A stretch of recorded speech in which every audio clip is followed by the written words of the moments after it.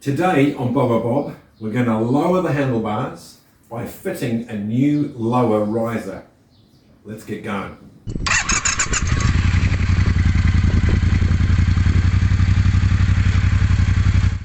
So I love the bike. It's been really good. Really enjoyed riding it. Nothing really wrong with it. It came with these bars that have been fitted, and they're quite significant. They're 1.25 inches. Everything goes through the tubes, so I don't really want to mess with the bars initially. I want to try lowering them first. So I bought a new riser set. We'll unbox it at the moment. I'll just show you this riser set on this bike, and then you'll be able to see what we're dealing with so that we can try lowering by a couple of inches without doing too much work on all the cabling and wires. Let me flip around and show you what I'm on about. So it's a really neat setup, I reckon, on this bike. And it's actually quite comfortable, but your arms do feel just a touch high, or mine do. So this is not the original set of bars or risers, but there they are. Really nice, but quite tall. So we're just going to fit a new riser block to that new riser set from Harley, and just take the distance from here to here, right down, and it should just drop my arms sort of down a little bit, and I think that'll be a bit more comfortable. Right, here we are on the Bob bench to open up.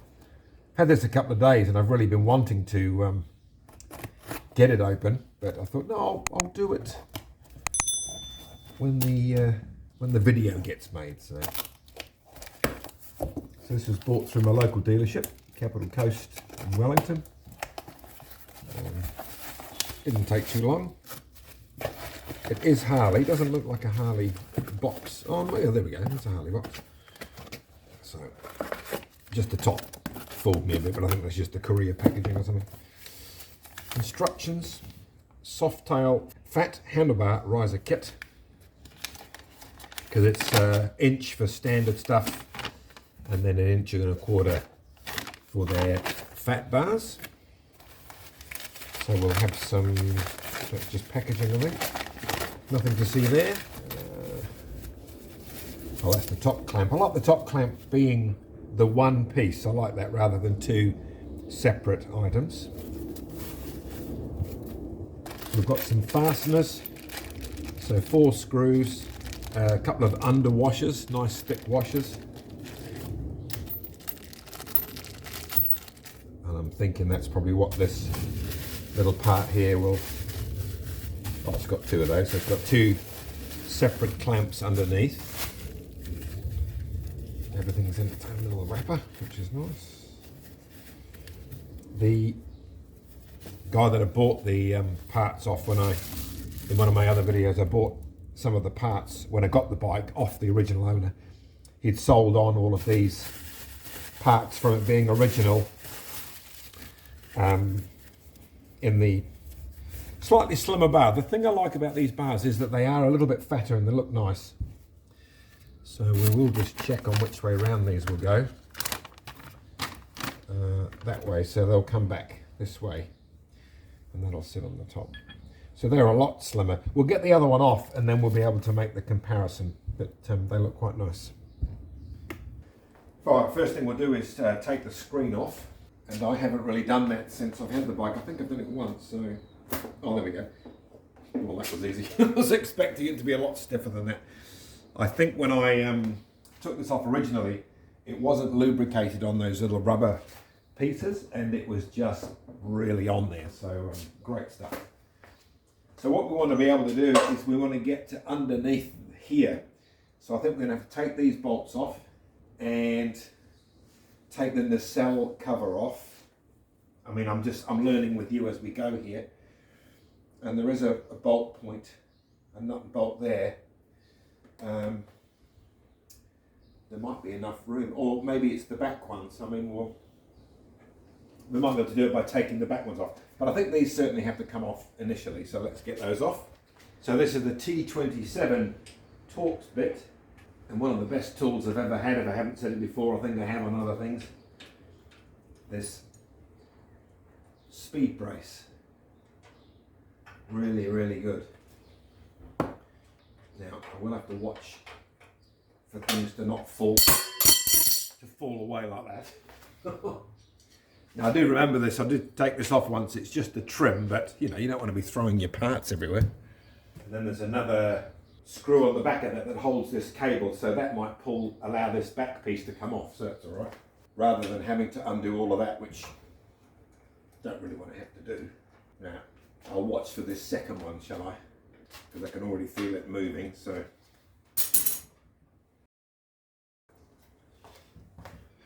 I'll leave that lower one on and just undo the top one. Plus it's a bit stiff in there, so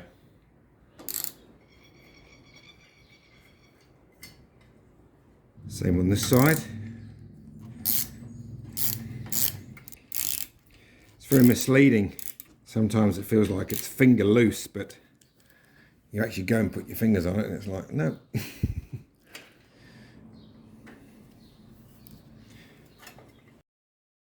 I'm just going to have to support the bars when I undo the clamps so that they sort of hang. It doesn't need to be tight, but it'll just stop them from flopping over everywhere, hopefully.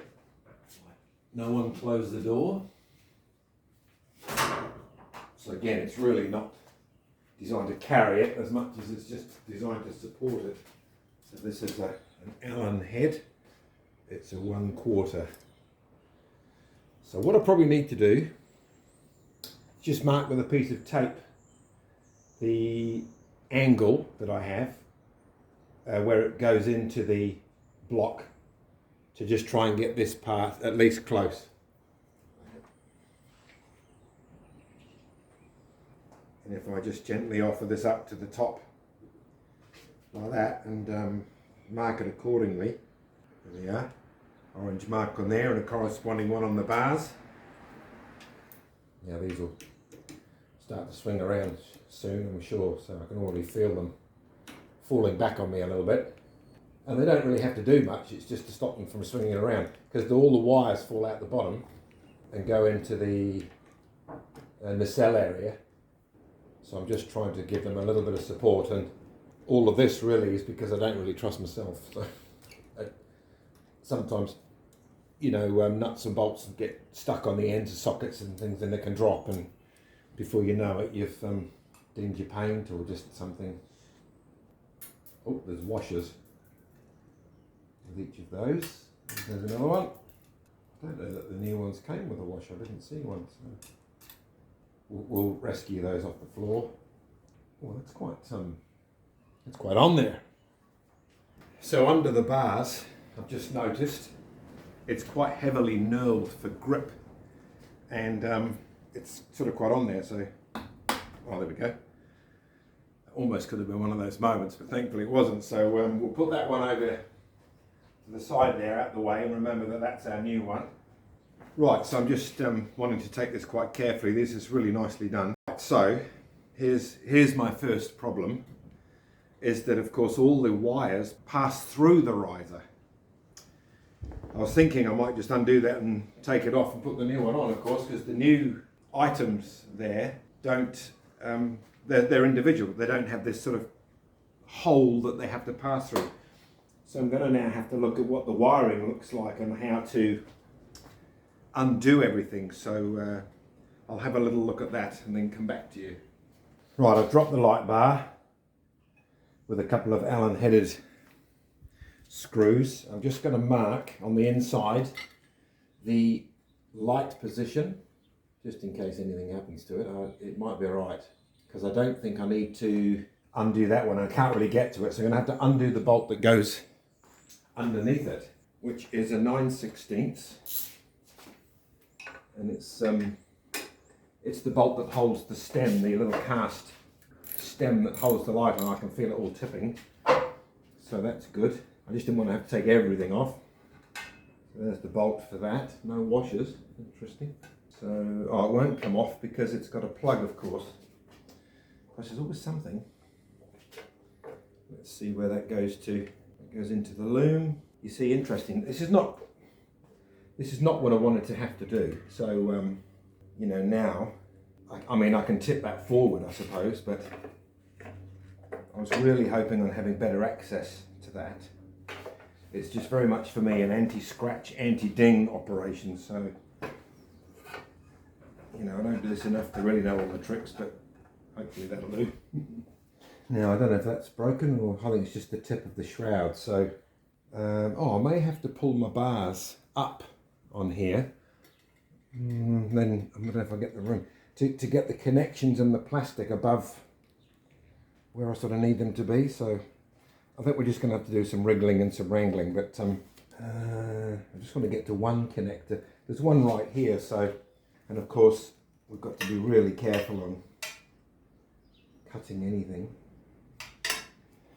So I'm undoing the risers and I'm going to tip over the riser or just pull it out so I can lay it down a touch and just see if I can get a little bit more length dropping down through there so I can reach the connectors, and of course not wanting to damage anything. The new ones should go on a trick because they're all in separate pieces, so tape is cheaper than a new riser, and I'd like to try and sell it. If it works out alright, I probably won't need to keep it. So okay, bolts are out. That's going to give me some, hopefully some clearance. Okay, I managed to get some room this way and I've numbered each of the connections 1, 2 and 3. There's 3 little ones there for 1, 1 in the middle for 2, and 1 off to the side there for 3. So I'm now going to pull the riser unit off, which it did come off nicely. So I lowered the bars a bit on the straps there, and we'll get the new risers on, drop that through, because that'll now, all these connections should now drop through there and sit in behind here. Okay, so I'll have actually gained a little bit of room, so I may continue to cut some of this off just to tidy it up, and then we'll get ready to put it back through. So we shouldn't be too far from being done.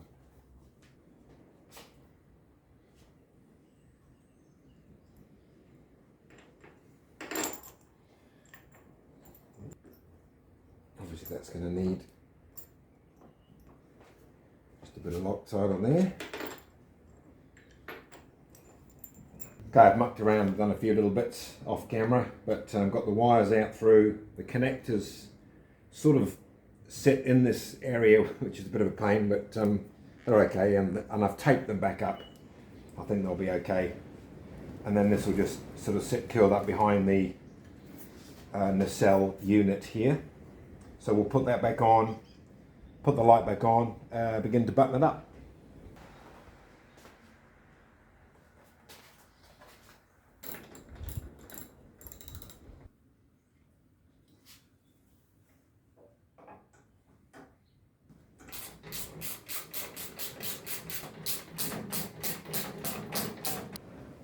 All back together.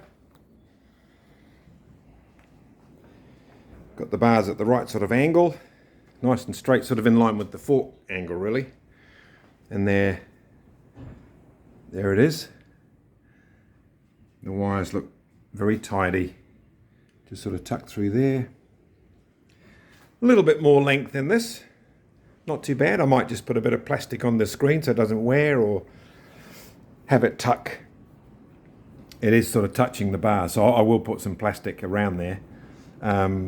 And let's just sort of reroute the wire, but then it would have to go on the inside. But I'll have a little play with that. I've put that back on, so maybe that's a bit restrictive, that little cable holder. We'll have a little think about that, that's okay. And all the wires nicely tuck in the back. I'll go around the other side for that. All the wires in there. Just sort of don't look any different really, so. And the brake hose looks okay. It's just bulging out a little bit. I might see what I can do with that, but it might have a bit of movement in it. But that's okay. I don't think it's going to be any difficulty. So, job done, I think. I'll give it a ride, and we'll see how it performs and how it feels with the arm position.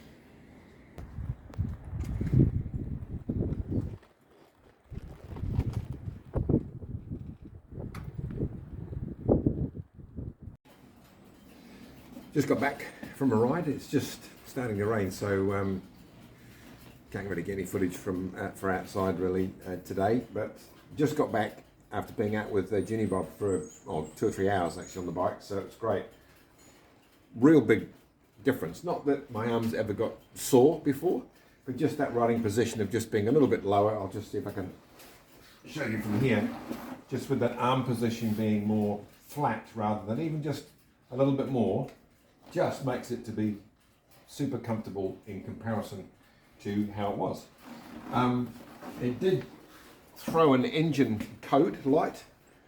The engine light was on, but we ended up down at the dealer and they showed us how to clear that, check what it was, and it was the throttle position sensor. And I think just through undoing and reconnecting the cables, it wasn't happy because they were undone and done up a lot of like a good number of times. But we didn't have the power on when we were putting all that back together. But that's been sorted. We cleared the code and it hasn't come back, so that's great. So I would say overall good success. The length of the cable and the brake lines has been absorbed within just rerouting them slightly, so that's really good. But other than that, everything's fine. I've put a little bit of plastic, of that sort of thick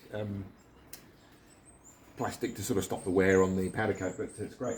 So I think other than that, we're set. So that's been the most economical route to sorting the bars, because they're nice like this rather than having to change the bar. That would have been a massive job. So I feel satisfied with the way that this has turned out. So if you have enjoyed today's video, do consider liking, even subscribing. That would be really great. Drop a comment if there's anything about this whole process that you found helpful or you've done yourself. Anything that you want to talk about would be great. So this is Bob. Thanks for joining me on this handlebar adjustment riser video, and we'll see you in the next one.